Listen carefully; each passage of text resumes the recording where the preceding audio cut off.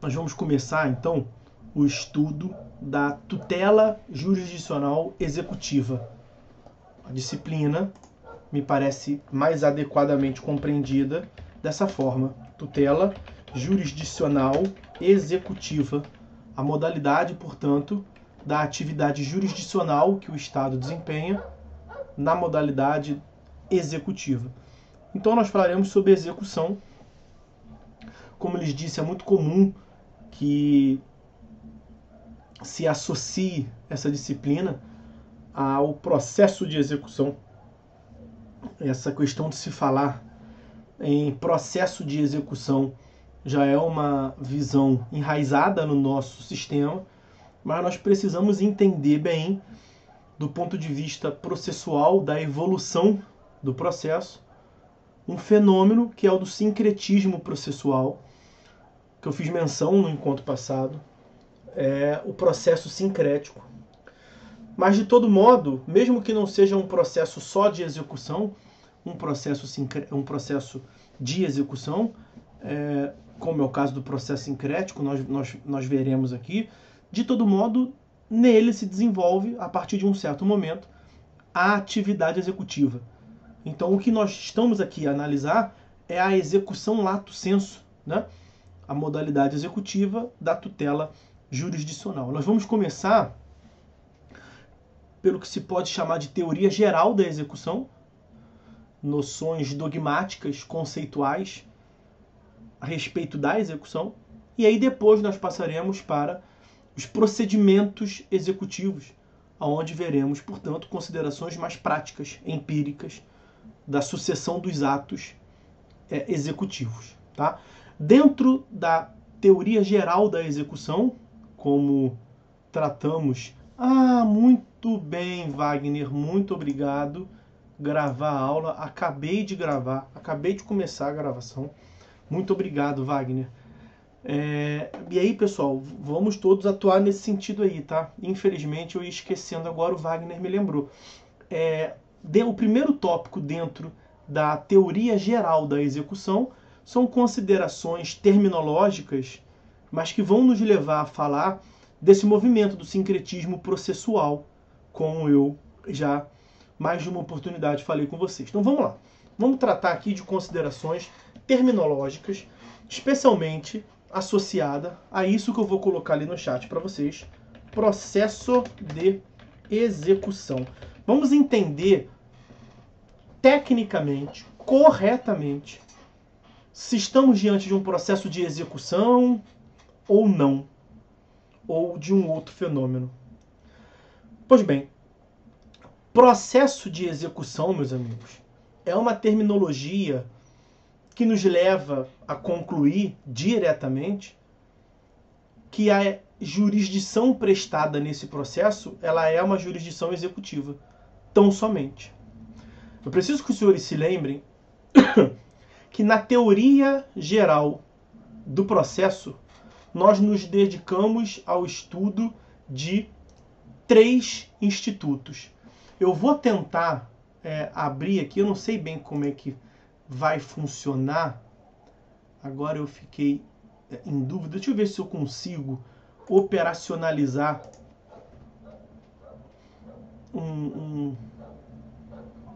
um sistema aqui de apresentação que eu acho que vai ser um pouco mais ilustrativo para os senhores. Enquanto isso, eu vou seguir aqui com a exposição. Acho que... Peraí. Abriu aqui. Deixa eu ver se eu consigo. Me dei aí um minutinho. Deixa eu só ver se eu consigo aqui compartilhar essa tela. Não é aqui. Compartilhar aplicativo ou tela. Deixa eu ver se eu vou conseguir. Os senhores estão vendo uma página, vamos assim dizer, um documento em branco do PowerPoint. Deixa eu ver aqui no chat. Se alguém pode me ajudar, por favor. Sim. Então, beleza. Olha aqui, meus amigos. O que eu quero mostrar para os senhores é o seguinte. Eu estou numa posição não adequada diretamente, tá? Então pode ser que fique feio, mas eu acho que vai conseguir passar a ideia para vocês. Olha aqui, na teoria geral do processo, estuda-se o direito de ação. Como é que fica torto? Porque eu não tô de frente. Deixa eu ver se assim melhora. O direito de ação, o processo... Não, mentira. Melhor botar de outra forma. Peraí. Volta. Ó, mostrar aqui. Nós temos... depois eu volto lá. Nós temos o direito de ação. Ao final, a jurisdição. E o que liga um ao outro, o processo. Esses três institutos são estudados pela teoria geral do processo, TGP. Chama a atenção dos senhores que há um vínculo, uma relação muito próxima entre a jurisdição exercida e o direito de ação, a pretensão formulada. O juiz está vinculado, artigos 141 e 492, pelo princípio da correlação, também chamado de princípio da adstrição, também chamado de princípio da congruência.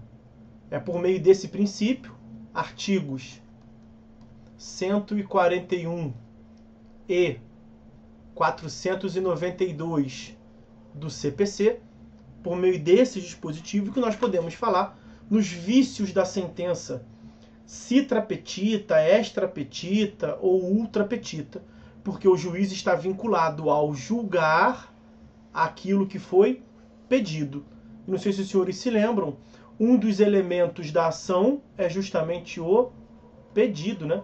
Então, ao julgar, o juiz deve se limitar àquilo que foi pedido. Só para complementar aqui, ó, os outros elementos da ação são partes, causa de pedir e pedido. Então há um vínculo muito claro entre a jurisdição exercida pelo Estado e o direito de ação exercido pela parte. E nós temos um processo que liga o ponto inicial ao ponto final. Amigos, aula de TGP isso aqui. Quarto período. Agora vamos voltar para cá. Nós temos o direito de ação, temos a jurisdição e temos o processo. Direito de ação, muito resumidamente, é o pontapé inicial. É onde a parte manifesta a sua pretensão. Então ela indica o que ela quer. Jurisdição é o julgamento do juiz, a pretensão formulada pela parte. Lembrem-se aí do artigo 2º do CPC, artigo 2º que trata ali da característica da inércia da jurisdição. Então o juiz não pode dar início ao procedimento de ofício, o juiz não pode julgar de ofício o que ele bem quer. Há um nítido e muito claro vínculo entre a jurisdição e a ação.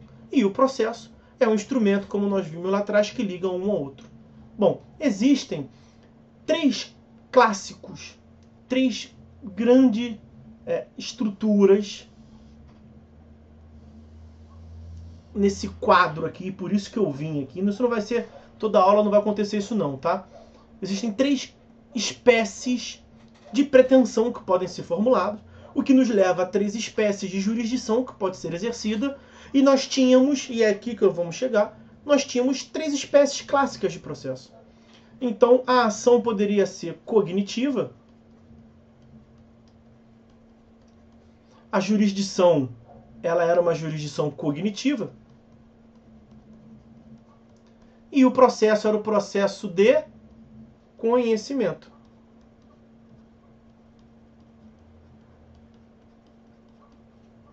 Existe o direito de ação executiva, a ação executiva, quando se pede uma providência executiva.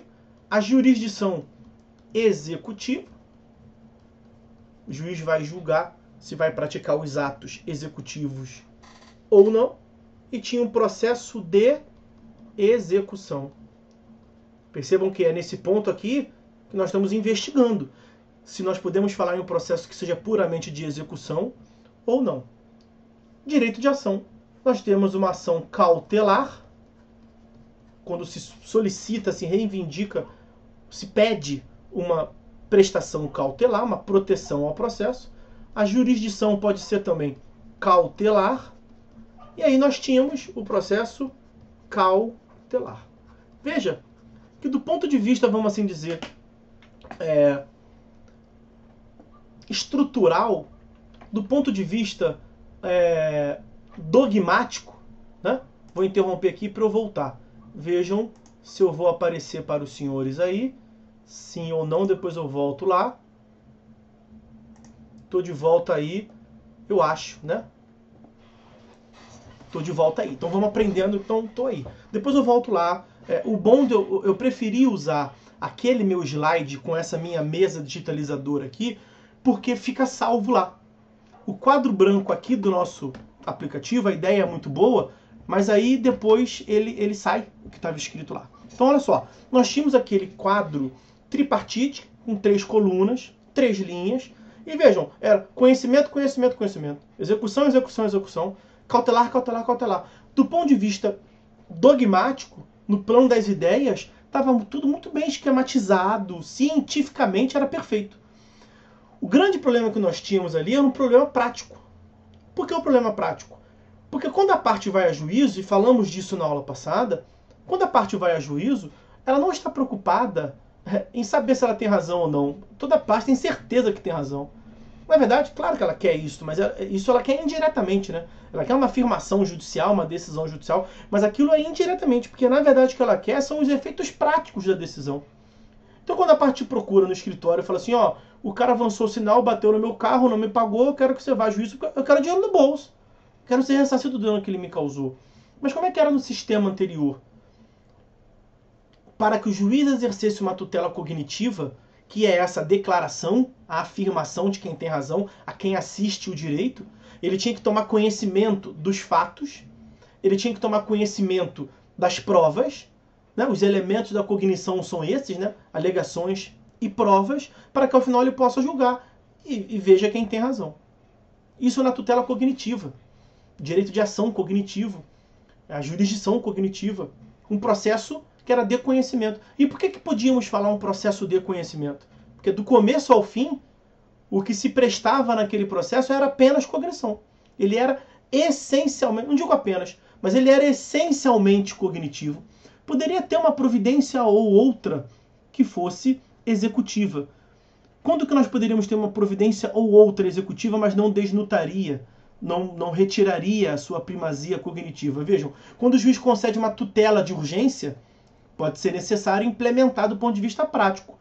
Muda o exemplo, ao invés de uma reparação por dano material, o que se buscava ali era o fornecimento de um medicamento.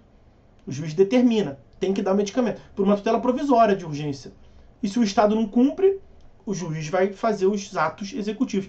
Então, excepcionalmente, em um caso ou outro, para fazer cumprir uma tutela de urgência, como o nome indica, porque é urgente, poderia surgir a necessidade de uma providência executiva. Mas o direito de ação, o pedido reclamado, era de uma definição primeiro, cognitiva. E o que o juiz fazia essencialmente era declarar quem tem direito, cognição. E isso se dava por um processo de conhecimento. Então, veja, o processo de conhecimento ele não era exclusivamente de conhecimento, mas essencialmente. Vamos assim dizer, 99,9% do que se faz lá era cognição, ok? Processo de execução. A providência reclamada era executiva, a jurisdição era executiva e também era essencialmente prestada execução. Aí sobre a exceção a esse ponto eu falo adiante com os senhores. Pode ter uma parcela de uma cognição, não vou falar agora, pode ter uma parcela de uma cognição, de uma definição do direito no processo de execução. Mesmo que ele seja um processo de execução raiz, vamos assim dizer, onde se pede execução, onde se presta execução, pode surgir uma discussão incidental. Nós vamos falar melhor sobre isso adiante, só vou dar um exemplo aqui agora. Você imagina que o juiz determina a penhora de um bem, isso é um ato executivo, penhora. A outra parte alega, excelência, não pode não, ó, petição aqui, ó. Isso é impenhorável, isso é um bem de família, para ficar no algo que é conhecimento geral. A parte alegou que é bem de família. Ela vai provar se é bem de família ou não. Isso é cognição. Isso é uma discussão cognitiva incidental. E o juiz vai decidir se ele vai manter o ato executivo ou não.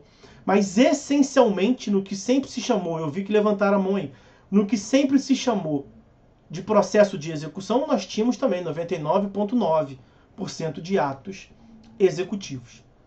Alguém levantou a mão que ia falar? Foi sem querer? Dou-lhe uma, porque já baixou a mão aqui. Dou-lhe uma, dou-lhe duas, dou-lhe três, eu acho que foi sem querer. É comum que esbarre a mão ali, o mouse ali sem querer. Tá bom. Se quiser falar, é só pedir no chat ou levantar a mão ali, tá? E a providência cautelar. O que é a cautelar? Então, a cognição é a definição do direito, né? Execução, nós vamos falar um pouco melhor aqui, mas é a materialização do direito. É a concretização, é a transformação daquilo que já foi afirmado em realidade prática. E o que é a cautelar? A cautelar é uma providência de efetividade, é uma asseguração da efetividade do processo, né? Então, a tutela cautelar pedida, julgada por um processo cautelar, ela tem uma finalidade duplamente instrumental. É comum que se associe a tutela cautelar a uma instrumentalidade ao quadrado. O que significa instrumentalidade ao quadrado? Como nós vimos ali no desenho que eu botei para vocês, o processo ele já serve de um instrumento mesmo para a jurisdição. É a tese de instrumentalidade do processo. O processo não é um fim em si mesmo. O processo serve como um mecanismo de exercício da jurisdição. Então ele é um instrumento posto à disposição do Estado para o exercício da jurisdição. Agora, o processo cautelar, ele tem uma outra característica de instrumentalidade. Porque o processo cautelar, inicialmente, era um outro processo que servia como um mecanismo assegurador de um outro processo que estava em curso, em risco. Então você imagina que você está com um processo no qual você quer a satisfação de um direito obrigacional, você quer colocar a mão no dinheiro que o camarada te deve.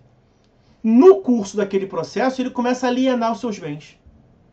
Aí você vai a juiz e fala, excelência, ó, eu nem sei se eu vou receber o dinheiro ou não. Eu sei que Vossa Excelência vai julgar, eu sei que tem que seguir o devido processo legal, mas olha só, o cara botou o seu único bem à venda. Ele só tem uma fazenda pra gente pegar. Então, se eu vier a ganhar, a única coisa que eu posso pegar é a fazenda, porque o resto ele já alienou, porque o resto é bem penhorável. Eu só tenho aquilo para morder. E ele colocou a venda. E ele colocou a venda por metade do valor. Ele está querendo se livrar. O que ele quer fazer é eu e Vossa Excelência de besta. Botar um nariz vermelho de palhaço no nosso nariz. Botar um nariz de palhaço no nosso nariz. Não vão deixar. Então faz o seguinte. Aqui vai entrar cautelar. Não me dá o direito, não. Não me dá o direito, que é o dinheiro. Não me dá. Eu sei que você vai falar isso depois.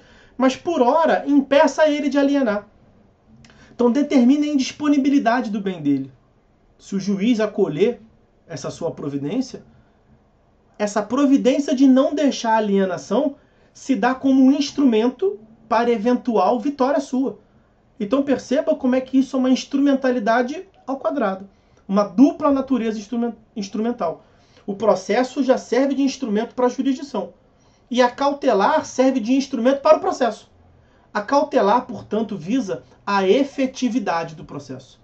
O que é cautela? É uma proteção, né? A cautelar já é uma cautela, já é uma asseguração da efetividade do processo, para que o processo possa valer a jurisdição, ok? Então está muito resumidamente distinguindo aqui o que é a cognição, o que é a execução e o que é a cautelar. Lá em 73 raiz, lá em 1973, vou voltar lá para a tela, tá? Vamos ver se a gente se adapta bem, como é que vai ser isso aí. Compartilhar tela, aplicativo, janela do aplicativo. Estou compartilhando, acho que voltou aí para os senhores. Olha aqui, e vou pegar minha mesa aqui. Então olha só, lá em 73 raiz, a parte te procurou. Doutor, houve uma colisão num veículo aqui, ele avançou o sinal, o réu, ele estava em alta velocidade, ele estava embriagado, a culpa é toda dele, eu quero o dinheiro. O que você tinha que fazer? Mover uma ação cognitiva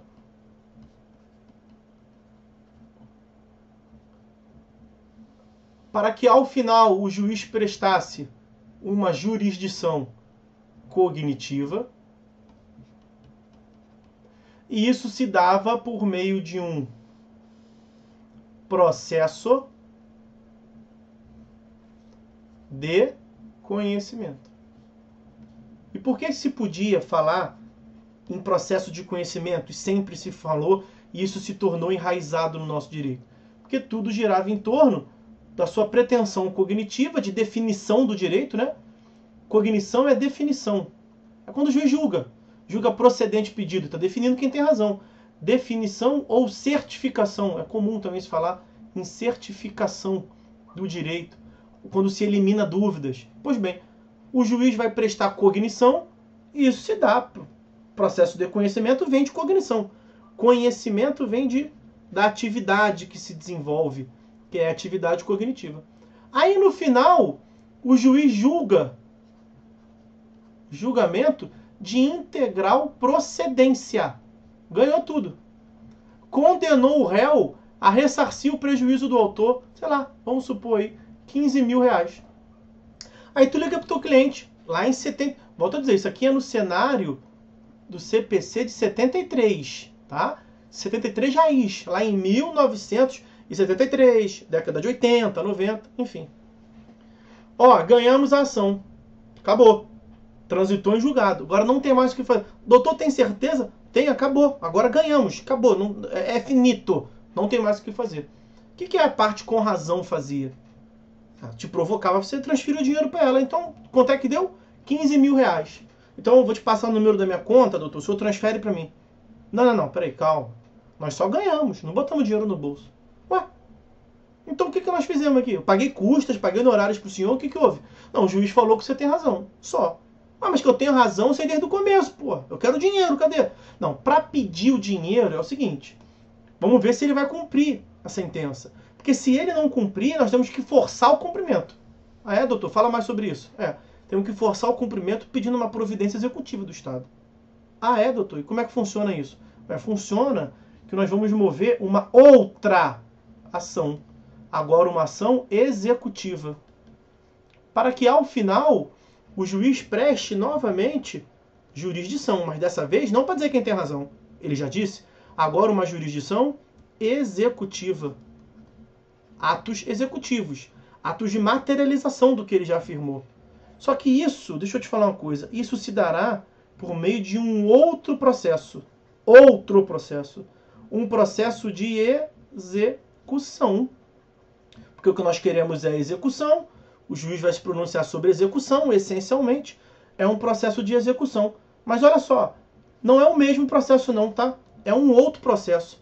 E já que estamos falando em outro processo, deixa eu aproveitar aqui o ensejo para não perder, e para entrar com essa ação, me passa mais dinheiro aí, o advogado falando com a parte, me passa mais dinheiro aí, por favor, que nós temos que pagar custas iniciais. Como é que não vai ter ordem do advogado? Porque o cliente canaliza tudo no advogado, né?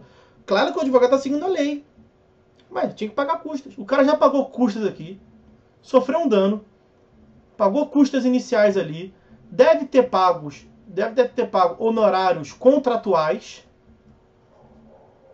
na demanda lá em cima, nessa primeira demanda, e tem que renovar tudo isso aqui. Por quê? Porque é um outro processo. Era um processo autônomo. Era outro processo. Tinha que formar uma outra relação jurídica processual. Aí você pode pensar naturalmente, mas professor, calma, isso não é o fim do mundo não.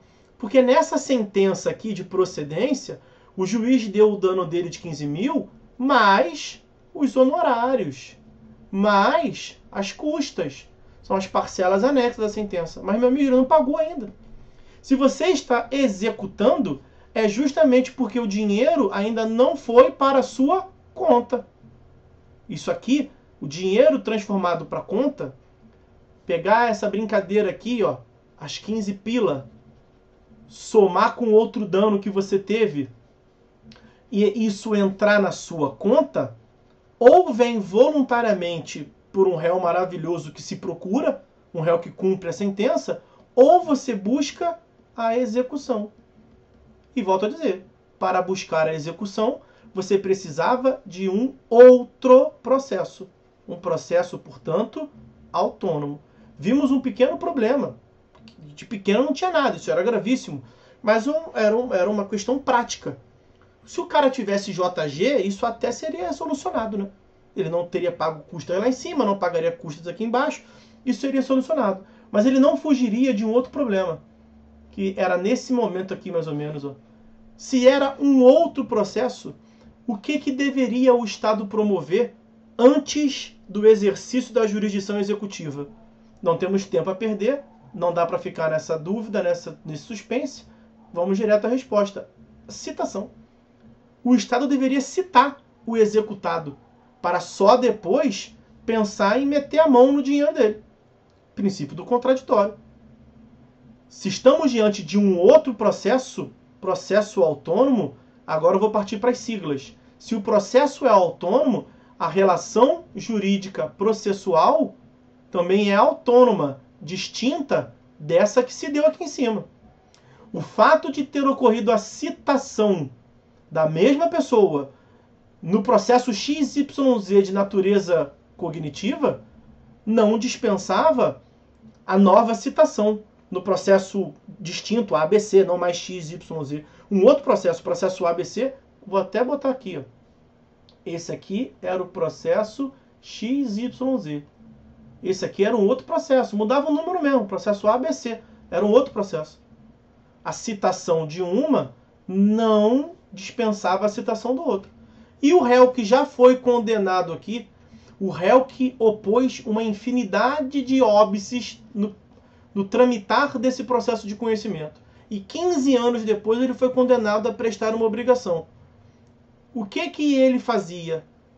Ele começava a eliminar os seus bens. Porque ele sabia, ele eliminava os seus bens e ele fugia. Ele mudava de endereço, isso era muito comum. Por quê? Porque ele sabia que era uma nova relação jurídica processual. Viria um outro processo e esse processo só andaria, ou esse processo fica... Eu sei que tem a citação por edital, mas esse processo ficaria muito tempo barato, ele daria um problema enorme para o autor se ele não fosse encontrado, para que esse processo de execução avançasse. Então vejam como é que a execução era o calcanhar de Aquiles da nossa realidade. Aí, meus amigos, percebendo que isso não fazia o menor sentido, em 94, CPC de 73, em 1994, mais precisamente pela Lei 8.952 de 94, que mudou a redação do artigo 461 do CPC de 73. Nós mudamos a sistemática, mas nós mudamos a sistemática apenas para as obrigações de fazer e não fazer inicialmente. Eu vou até colocar aqui, porque eu não tenho o quadro grande como em sala de aula. Então, o CPC de 73, depois em 2002, mais precisamente pela Lei 10.444 de 2002, agora pelo artigo 461-A do CPC de 73, se alterou a realidade das obrigações, vou abreviar aqui, me entendam, de entrega de coisa. E aí, por fim, no CPC de 73, em 2005, mais precisamente pela Lei 11.232 de 2005, se introduziu uma nova realidade executiva do artigo 475-A ao 475-R no CPC de 73, e aí mudou-se de vez a obrigação para pagamento de quantia, entrega de grana. Uma observação aqui. Geralmente, se faz menção em reforma da execução, falando na lei de 2005. A reforma da execução operada pela lei 11.232 de 2005. Cuidado! Não foi apenas essa lei que mudou. Vejam aqui que nós tivemos uma linha evolutiva. Aqui o legislador mandou bem e foi mudando de pouquinho em pouquinho. Pois bem, agora vamos aqui. Então,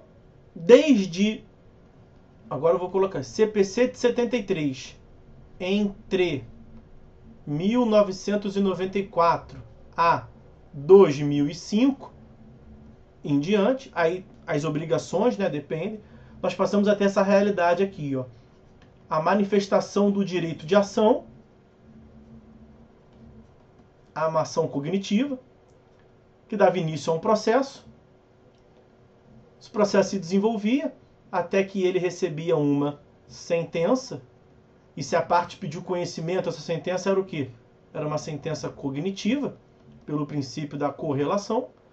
Mas no mesmo processo se desenvolvia a atividade executiva.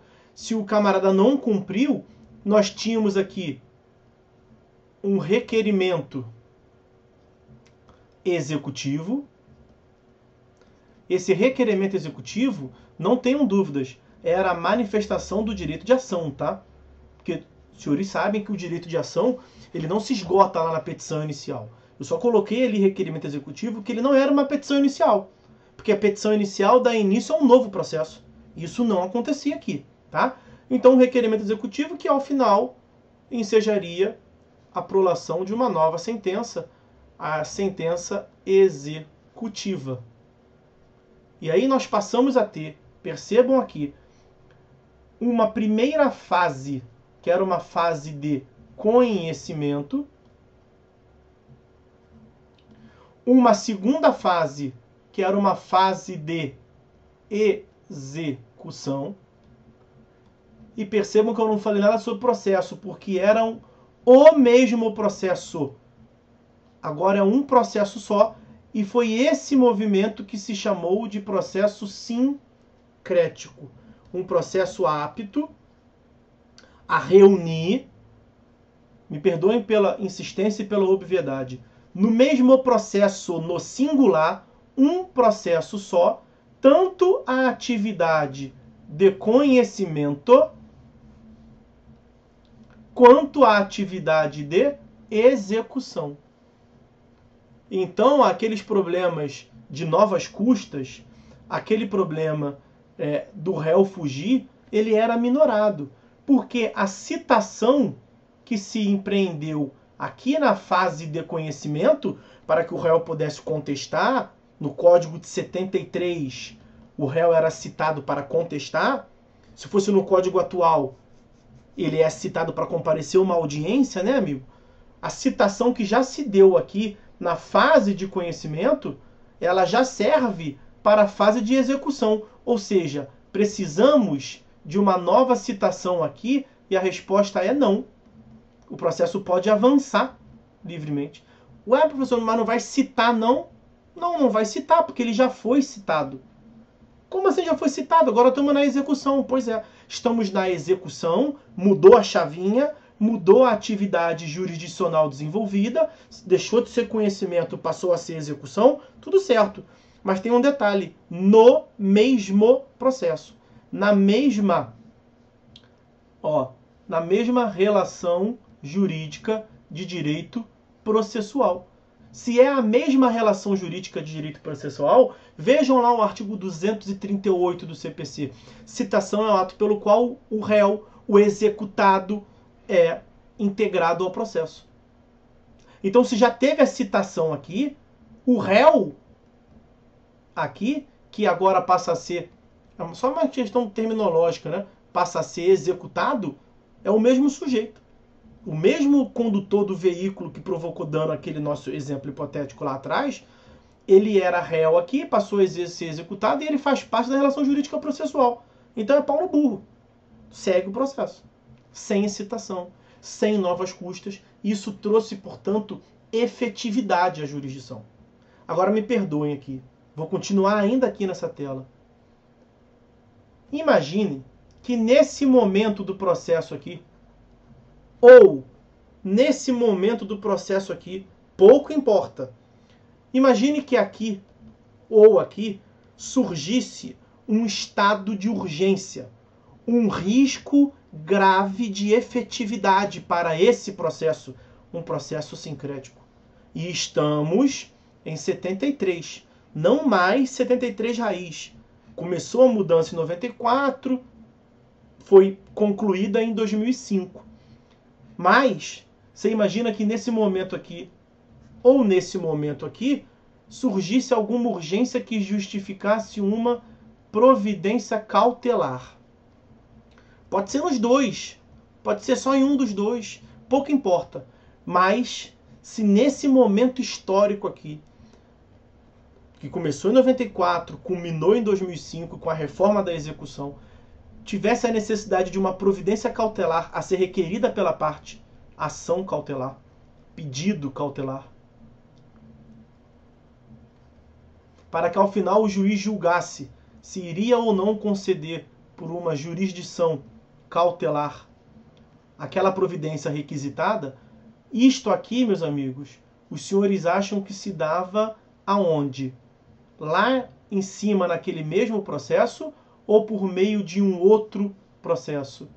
Um outro processo, um processo cautelar. Então percebam, era um outro processo que tinha que formar uma nova relação jurídica processual.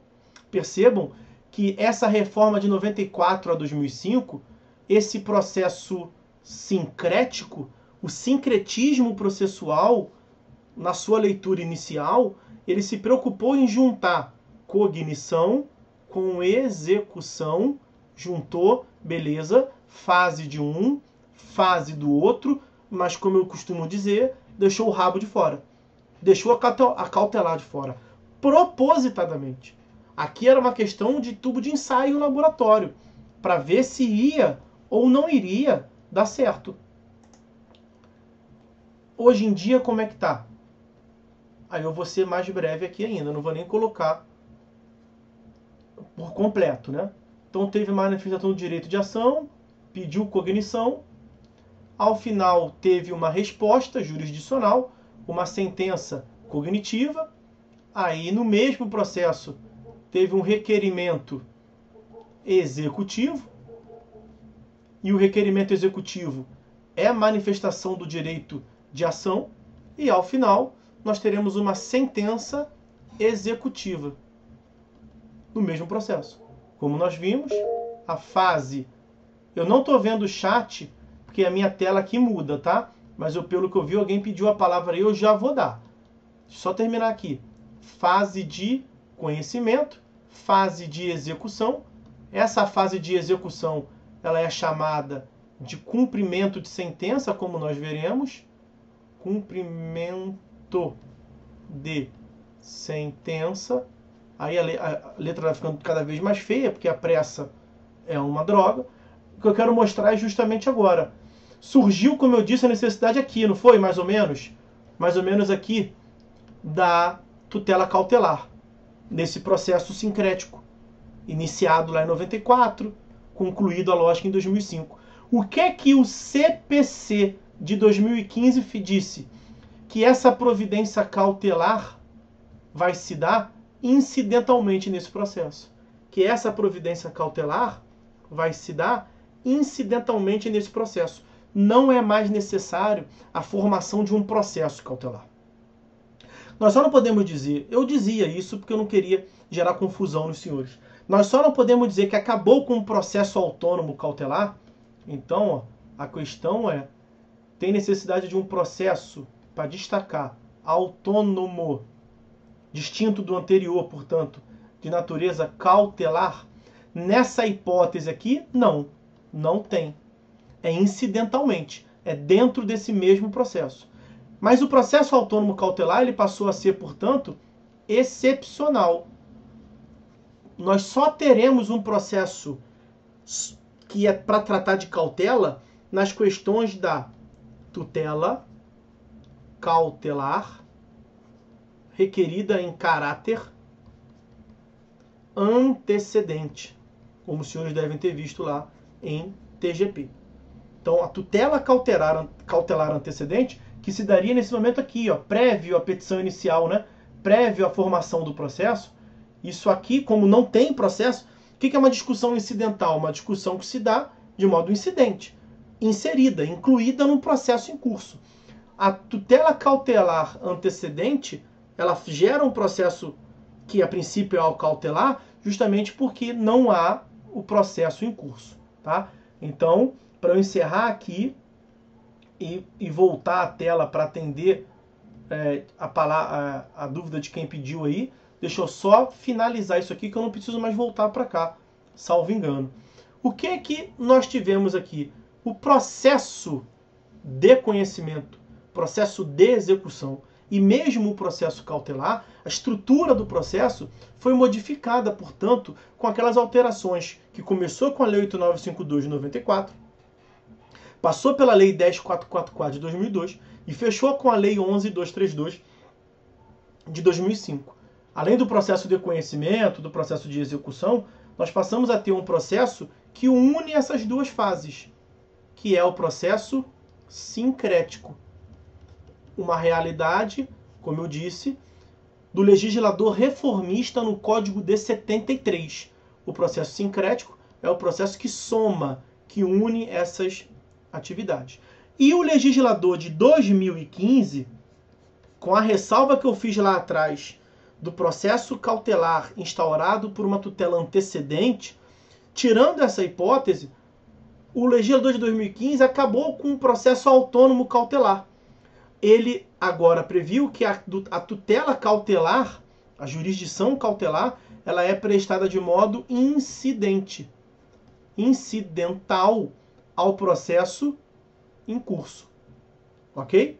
Então eu vou agora fechar essa minha tela aqui. Até guardei aqui a minha caneta digital. E vou dar uma atenção, deixa eu ver aqui. Peraí que eu sumi o mouse, achei. Vou dar uma atenção aos senhores, olhando o chat e atendendo um por um nesse primeiro momento. Deixa eu ver. Então, peraí. Um momentinho só, deixa eu ver aqui o chat. O pessoal tá no ok, sim, tal. Agora, Guilherme Alves de Moraes tá com a mão levantada, meu amigo. Fica à vontade aí para indagar. Ah, você falou no chat ali que era... É porque assim, depois ainda embolou mais minha dúvida. Você falou que a parte da cautelar até 2015 era um processo à parte. Era sempre autônomo. Quer dizer, isso. Não. Era sempre até autônomo. 2015 mesmo. Até 2015 antes do novo código. CPC. Isso. Aí depois do novo código ele passa a ser um incidente. Isso. Incidente, aí, por exemplo, incidente significa dizer que não gera... Personalidade jurídica, por exemplo, que costumava ser um incidente, agora é feito dentro dos autos. A desconsideração de personalidade jurídica, por exemplo, que era feito como incidente, agora é dentro dos autos. Não, mas... Seria mas é incidente. Também? Dentro dos autos significa que é incidente. Incidente justamente é que não gera um novo processo. Não, assim, é porque assim, eu estou na dúvida a minha dúvida é mais a coisa, porque existia um incidente de desconsideração, que era como se fosse um encartado à parte. Ah, sim. E agora ele já não tem mais esse encartado à parte. Esse encartado... no corpo do processo principal. Esse entendeu? encartado à parte... Uhum. Esse encartado à parte é uma questão administrativa e é uma questão de autos judiciais, que não se confunde com processo. O processo é um instrumento, é um instituto mais abstrato. Aquilo que você vê são autos, que não se confundem com o processo. Por exemplo, nós veremos, os senhores viram em processo civil 3, que o agravo de instrumento é um recurso que é dentro do mesmo processo, todo recurso é dentro do mesmo processo, mas gera novos autos, gera uma nova numeração. Autos não se confunde com processo. Um processo pode ter mais de uns autos. Então, quando se diz que vai ser distribuído por autos apartados, isso não significa que é um outro processo. É só que vai estar em volume, está em livro diferente. mas é o mesmo processo, tá? Essa é a primeira questão. Segunda questão, quando te diz incidente processual, o incidente processual é uma discussão concentrada que se dá em um certo momento sem gerar novos autos. Então, o incidente de desconsideração, ele no código atual continua sendo um incidente. Ele continua sendo um incidente, mesmo que não gere novos autos. Então, gerar novos autos ou não é irrelevante para ser incidente, para ser processo autônomo. Tá? E a cautelar, e outra consideração, essa discussão a respeito da desconsideração que você citou, isso não é cautelar. Isso é uma questão cognitiva.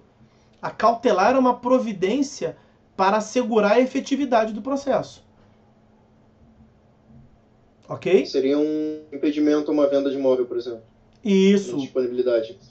Isso, sequestro de bens, arresto de bens. Exatamente isso. Entendi. Valeu. Tá bom? Bom. Vou abaixar sua mão aqui então, tá? Se você quiser falar algo mais, naturalmente, fique absolutamente à vontade. Eu acho que eu abaixei, ele foi abaixar e levantou e abaixou. Bom, resolvido então, eu acho. Então essa é a primeira parte que eu queria falar com vocês a respeito